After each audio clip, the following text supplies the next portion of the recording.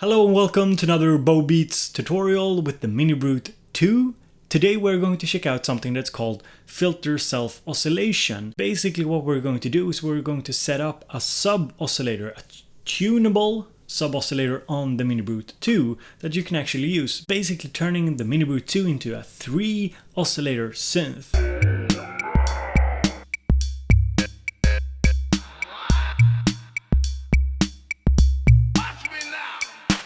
So the first thing we need to set up is actually routing the oscillator number 1 and oscillator number 2 into the master input.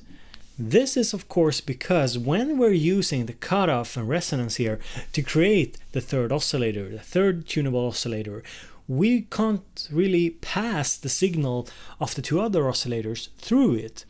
So in order to make this work, we take the output of VCO2 into the VCA. The VCA here works as a mixer. Next up, we choose what waveform we want. So say we want the sawtooth waveform here, and we go out into the input here.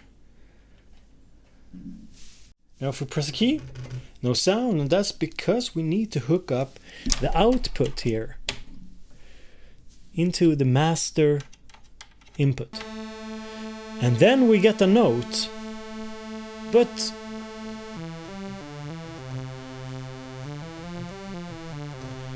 it doesn't stop. How do we handle that? Well, let's remove it.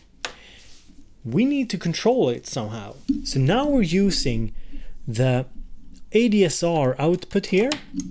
The ADSR output, it's this section. And the CV input, we'll hook it back up. Nothing. Let's create an envelope here. So now we can control the sound using the ADSR, and we can add the second oscillator.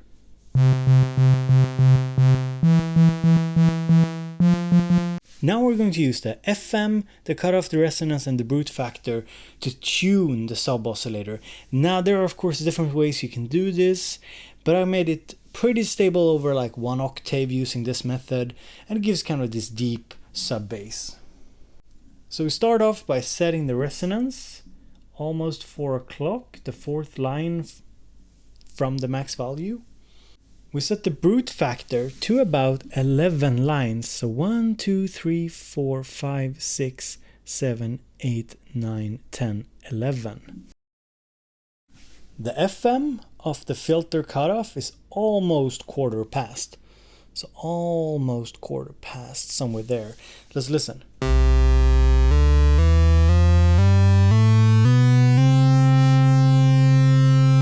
That's pretty good.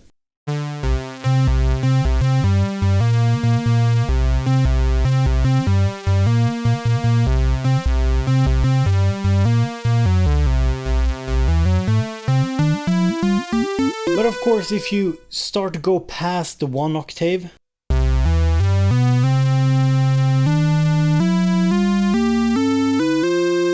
you can hear that it drifts apart. This isn't really stable beyond 1 octave, but it's still pretty cool. So what you could do, for example, is you could use the second oscillator here to create some cool tunes. Let's listen.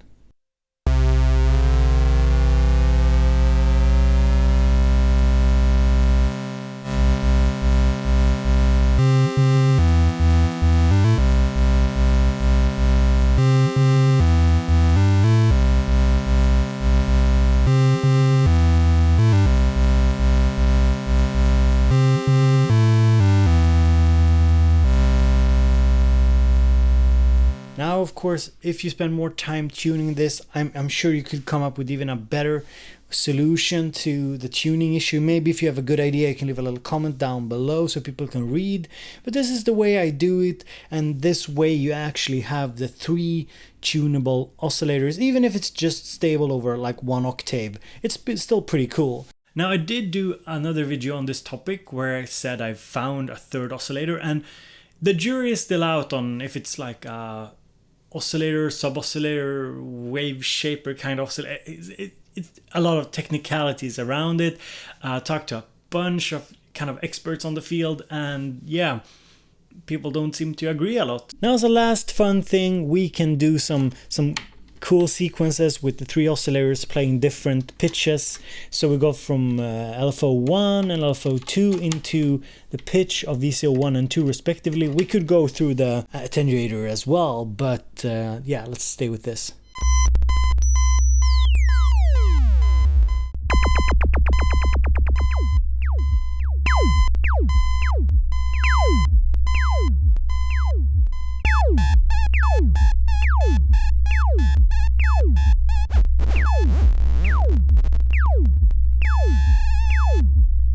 So guys, this was all I had to offer today.